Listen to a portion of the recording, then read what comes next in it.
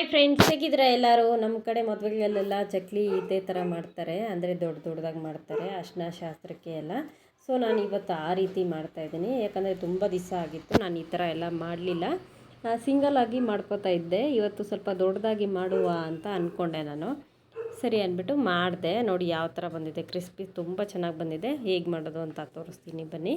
ನಾನೊಂದು ಕಪ್ ತೊಗೊಂಡಿದ್ದೀನಿ. ಈ ಕಪ್ಪಲ್ಲಿ 3 ಕಪ್ಪಷ್ಟು ಅಕ್ಕಿ ಹಿಟ್ಟು ತೊಗೋತಾ ಇದ್ದೀನಿ.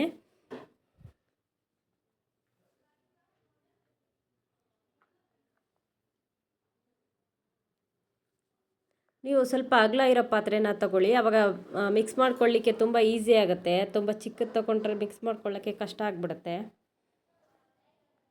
3 ಕಪ್ ಹಸಿಟ್ಟಾದಮೇಲೆ 1 ಟೀ ಸ್ಪೂನಷ್ಟು ಜೀರಿಗೆ, 1 ಟೀ ಸ್ಪೂನಷ್ಟು ಉಪ್ಪು, 1 ಟೀ ಸ್ಪೂನಷ್ಟು ಖಾರದ ಪುಡಿ, ಇದು ಅಜ್ವೈನ್ ಅಂತಾರಲ್ಲ, ಓಂಕಾಳು, ಅದನ್ನು ಸ್ವಲ್ಪ 2 ಕೈನ ಸೇರಿಸಿ ಉಜ್ಕೊಂಡು ಹಾಕ್ಕೊಳ್ಳಿ. ಇದು 1 ಕಪ್ ಹುರ್ಗಡ್ಲೆ. ನಾನು ಅಕ್ಕಿ ಹಿಟ್ಟು ತೊಗೊಂಡಿದ್ದೀನಲ್ಲ ಅದೇ ಬೌಲಲ್ಲೇ ತೊಗೊಂಡಿರೋದು 1 ಕಪ್ಪು. 3 ಕಪ್ಪು ಅಕ್ಕಿ ಹಸಿಟ್ಟಿಗೆ 1 ಕಪ್ಪಷ್ಟು ಹುರ್ಗಡ್ಲೆ, ಕಡಲೆಪಪ್ಪು ಅಂತ ಕೂಡ ಕರೀತಾರೆ. ನಾನೀಗ ಎಣ್ಣೆ ಬಿಸಿಗೆ ಇಟ್ಕೊಂಡಿದ್ದೀನಿ. ಮಿಕ್ಸಿ ಎಲ್ಲ ಮಾಡ್ಕೊಂಬಂದಾಯಿತು. ಸ್ವಲ್ಪ ನುಣ್ಣಗೆ ಮಿಕ್ಸಿ ಮಾಡ್ಕೊಳ್ಳಿ, ತರಿ ತರಿ ಇರಬಾರ್ದು. ನಾನೀಗ ಇದನ್ನು ಒಂದು ಸತಿ ಇದು ಮಾಡ್ಕೋತಾ ಇದ್ದೇನೆ, ಜರಡಿ ಮಾಡ್ಕೋತಾ ಇದ್ದೇನೆ. ಅಕಸ್ಮಾತ್ ಗಂಟಿದ್ದರೆ ನುಣ್ಣಗಾಗಿಲ್ಲ ಅಂತಂದರೆ ಇದು ಉಳ್ಕೊಬಿಡುತ್ತೆ. ಚೆನ್ನಾಗಿ ನುಣ್ಣಗಾಗಿದೆ ಅಂತ ಡೈರೆಕ್ಟಾಗಿ ಹಾಕ್ಕೋಬೋದು. ಇದು ಜಲ್ದಿ ಮಾಡ್ಕೋಬೇಕು ಅಂತ ಏನಿಲ್ಲ. ನೋಡಿದ್ರಲ್ಲ ಲಾಸ್ಟಲ್ಲಿ ಯಾವ ಥರ ಇದೆ ಅಂತ.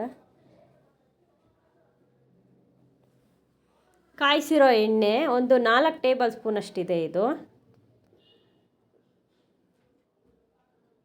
ಆಲ್ರೆಡಿ ಅದಕ್ಕೆ ನಾನು ಬೇಗನೆ ಕಾಯಕ್ಕೆ ಇಟ್ಕೊಂಡೆ. ಎಣ್ಣೆ ಕಾಯಾಕಾದ್ಮೇಲೆ ಎಣ್ಣೆ ಹಾಕ್ಕೋಬೋದು ಅಂತ. ಇದಕ್ಕೆ ನೀವು ಬಟರು ಬೇಕಿದ್ರೂ ಹಾಕ್ಕೋಬೋದು, ತುಪ್ಪ ಬೇಕಿದ್ರೂ ಹಾಕ್ಕೋಬೋದು ಎಣ್ಣೆ ಬದಲಾಗಿ. ಈಗ ಇದು ಸ್ವಲ್ಪ ಎಣ್ಣೆ ಬಿಸಿ ಇದೆ, ಎಲ್ಲ ಚೆನ್ನಾಗಿ ಮಿಕ್ಸ್ ಮಾಡ್ಕೊಳ್ಳೋಣ ಇದನ್ನು.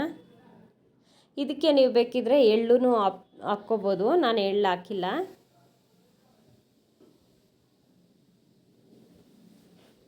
ಗಂಟಿಲ್ದಂಗೆ ಎಲ್ಲ ಚೆನ್ನಾಗಿ ಮಿಕ್ಸ್ ಆಗೋ ಥರ ಮಿಕ್ಸ್ ಮಾಡ್ಕೊಳ್ಳೋಣ.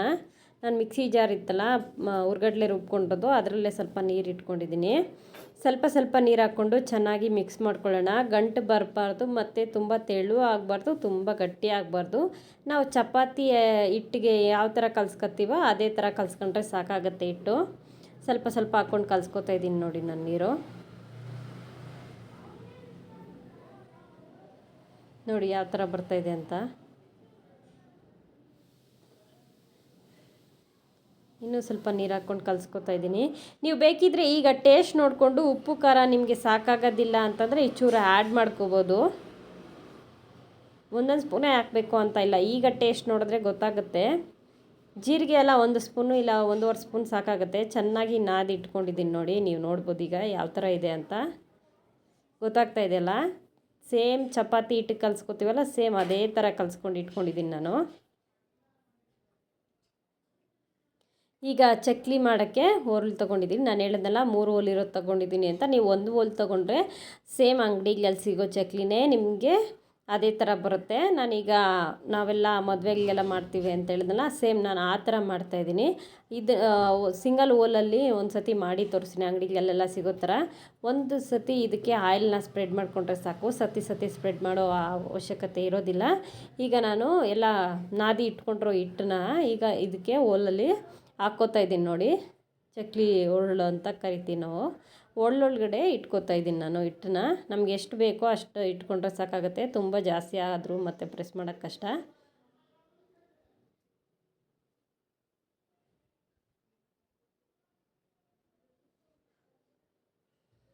ಈಗ ನಮ್ಮ ಮನೆಯಲ್ಲಿ ಬಾಳೆ ಎಲೆ ಇತ್ತು. ನೆನ್ನೆ ನನ್ನ ಹುಟ್ಟಿದ ಹಬ್ಬ ಇತ್ತು ಅಂದ್ಬಿಟ್ಟು ನಾನು ಬಾಳೆ ಎಲೆ ಊಟ ಮಾಡಬೇಕಂತ ಕೇಳಿದ್ದಕ್ಕೆ ದೊಡ್ಡದು ಬಾಳೆ ಎಲೆ ತಂದು ಕೊಟ್ಟಿದ್ರು ನನ್ನ ಹಸ್ಬೆಂಡು.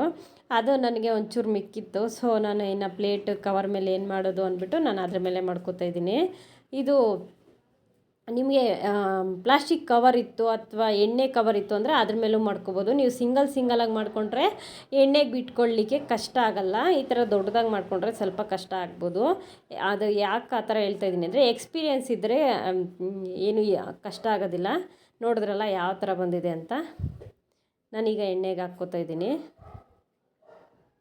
ಸ್ವಲ್ಪ ಚಿಕ್ಕದಾದರೆ ಈಸಿ ಆಗುತ್ತೆ. ಮತ್ತು ಚಿಕ್ಕದಾದರೆ ನಾವು ಕರಿತೀವಲ್ಲ ಸೌಟ್ ಅಥವಾ ಏನು ಹೇಳ್ತೀವಿ ಸ್ಪೂನು, ಚಕ್ಲಿ ಕರಿತೀವಲ್ಲ ಅದ್ರ ಮೇಲೆ ಕೂಡ ನಾವು ಚಕ್ಲಿನ ಪ್ರೆಸ್ ಮಾಡಿಕೊಂಡು ಆಯಿಲಲ್ಲಿ ಒಂದೇ ಸತಿ ಇಟ್ಕೊಂಡ್ರೆ ಅದೇ ಈಸಿಯಾಗಿಬಿಡುತ್ತೆ. ಕೈಯಲ್ಲೇ ತೆಗೆದು ಬಿಡಬೇಕು ಅಂತ ಏನೂ ಇದಿಲ್ಲ. ನಾನು ನೆಕ್ಸ್ಟ್ ಟೈಮ್ ಆ ವಿಡಿಯೋ ಹಾಕ್ತೇನೆ. ಈ ವಿಡಿಯೋ ಬಂದುಬಿಟ್ಟು ಸ್ವಲ್ಪ ದೊಡ್ಡದಾಯಿತು ಚಕ್ಲಿ. ನಿಮಗೆ ಯಾರಾದರೂ ಹೊಸಬರು ಮಾಡ್ಕೊಳ್ಳಿಕ್ಕೆ ದೊಡ್ಡದಾದರೆ ಕಷ್ಟ ಆಗುತ್ತೆ, ಅಂದರೆ ತೆಗೆದು ಬಿಡಬೇಕಂದ್ರೆ ಕಷ್ಟ ಆಗುತ್ತೆ. ಸೊ ಎಕ್ಸ್ಪೀರಿಯೆನ್ಸ್ ಇರೋರಿಗಾದರೆ ಈಸಿ ಆಗಿಬಿಡುತ್ತೆ. ತುಂಬ ಈಸಿ ಚಕ್ಲಿ ಮಾಡೋದು.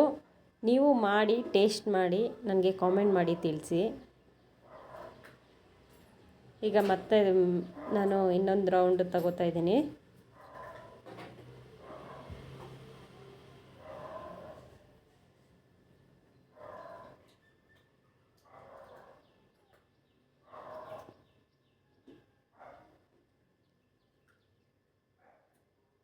ಈ ತುದಿಗಳನ್ನ ಸ್ವಲ್ಪ ಪ್ರೆಸ್ ಮಾಡಿ ಇಟ್ಕೊಂಡ್ರೆ ಎಣ್ಣೆಯಲ್ಲಿ ಬಿಟ್ಟಾಗ ಅದು ಇದಾಗಲ್ಲ, ಸ್ಪ್ರೆಡ್ ಆಗೋದಿಲ್ಲ.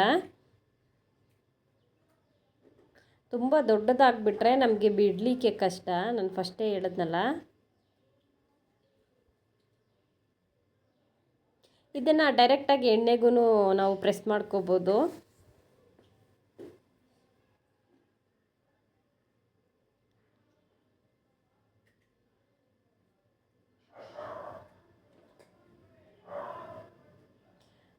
ನಿಮಗೆ ಇನ್ನೊಂದು ಮೆಥಡ್ ಏನಪ್ಪ ಅಂತಂದರೆ, ಈಗ ಒಂದು ಚಕ್ಲಿ ಹೊರಳಿಲ್ಲ ನಮ್ಮ ಮನೆಯಲ್ಲಿ ಅಂತ ಅನ್ನೋರಿಗೆ ಒಂದು ಆಪ್ಷನಲ್ಲು ಈ ಎಣ್ಣೆ ಪಾಕೆಟ್ ಇರುತ್ತಲ್ಲ.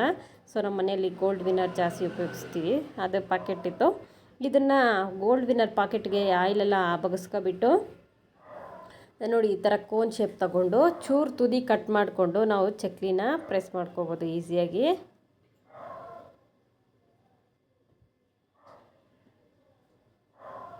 ಚಕ್ಲಿ ಹೊರಳಿಲ್ಲ ಅಂದರೂ ಕೂಡ ನಾವು ಚಕ್ಲಿ ಮಾಡ್ಕೋಬೋದು, ಏನೂ ತೊಂದರೆ ಇಲ್ಲ. ನೋಡಿದ್ರಲ್ಲ, ರೆಡಿ ಆಯ್ತು. ಈಗ ಇದು ಈಗ ತೆಗೆದುಬಿಡೋಣ ಸೈಡ್ಗೆ. ಚಕ್ಲಿ ಆಗಿದೆ, ರೆಡಿಯಾಗಿದೆ. ನಾನು ಹೇಳಿದ್ನಲ್ಲ ಸ್ಪೂನಲ್ಲಿ ನಾವು ಪ್ರೆಸ್ ಮಾಡ್ಕೋಬೋದು ಅಂತ.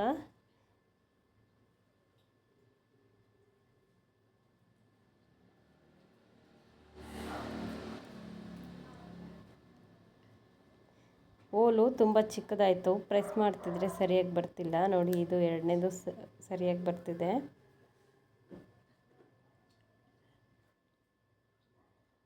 ಹೋಲ್ ತುಂಬ ಚಿಕ್ಕದಾಗಿದ್ದರೆ ಬರೋದಿಲ್ಲ.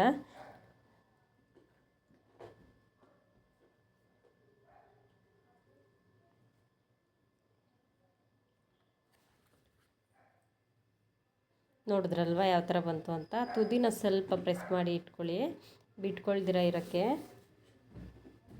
ರೆಡಿ ಆಯಿತು.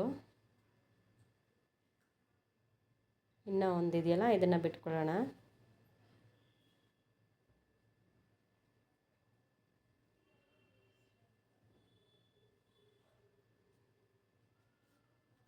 ಆಪ್ಷನಲ್ಲು ನಿಮಗೆ ಯಾವ ಥರ ಬೇಕು ಅಂದರೆ ಆ ಥರ ಮಾಡ್ಕೋಬೋದು. ನಮಗೆ ಜಾಸ್ತಿ ಬೇಕಂತಂದರೆ 3 ಹೋಲಿರುತ್ತಲ್ಲ ಆ ಥರ ಅದರಲ್ಲಿ ಹಾಕ್ಕೊಂಡು ಮಾಡಿಕೊಂಡ್ರೆ ದೊಡ್ಡ ದೊಡ್ಡ ಚಕ್ಲಿ ಬರುತ್ತೆ. ನೀವೆಲ್ಲಾದರೂ ಫಂಕ್ಷನ್ಗೆ ಎತ್ಕೊಂಡು ಹೋಗಬೇಕು, ಶ್ರೀಮಂತನಕ್ಕೆ ಎತ್ಕೊಂಡು ಹೋಗಬೇಕು, ಈ ಅರ್ಶಿನ ಶಾಸ್ತ್ರಕ್ಕೆ ಎತ್ಕೊಂಡು ಹೋಗಬೇಕು ಅನ್ನೋರೆಲ್ಲ ಸ್ವಲ್ಪ ದೊಡ್ಡದಾಗಿ ಮಾಡ್ಕೋತಾರೆ.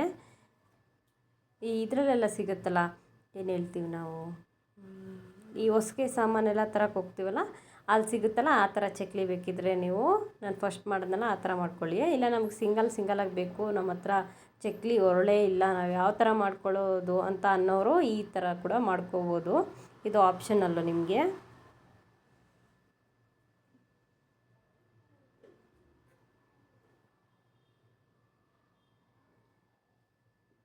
ಈ ಕಲರು ಬಂದಿದೆ. ಇನ್ನು ಸ್ವಲ್ಪ ಫ್ರೈ ಆಗಲಿ, ಸ್ವಲ್ಪ ಬ್ರೌನ್ ಬರಲಿ. ನೋಡಿದ್ರಲ್ಲ, ಬ್ರೌನ್ ಕಲರ್ ಬಂದಿದೆ. ಈಗ ಇದನ್ನು ತೆಗೆದು ಸೈಡ್ಗೆ ಇಟ್ಕೊಳ್ಳೋಣ. ಈಗ ನಾನು ಹೇಳಿದ್ನಲ್ಲ, ನಾವು ಎಣ್ಣೆಗೆ ಡೈರೆಕ್ಟಾಗಿ ಪ್ರೆಸ್ ಮಾಡ್ಕೋಬೋದು ಚಕ್ಲಿನ ಅಂತ. ಈಗ ನಾನು ಡೈರೆಕ್ಟಾಗಿ ಎಣ್ಣೆಗೆ ಪ್ರೆಸ್ ಮಾಡ್ಕೊತಾ ಇದ್ದೀನಿ. ನನಗೆ ಸ್ವಲ್ಪ ಎಕ್ಸ್ಪೀರಿಯೆನ್ಸ್ ಇರೋದ್ರಿಂದ ನಾನು ಡೈರೆಕ್ಟಾಗಿ ಎಣ್ಣೆಗೆ ಪ್ರೆಸ್ ಮಾಡ್ಕೊಳ್ಬೋದು, ಏನು ತೊಂದರೆ ಇಲ್ಲ.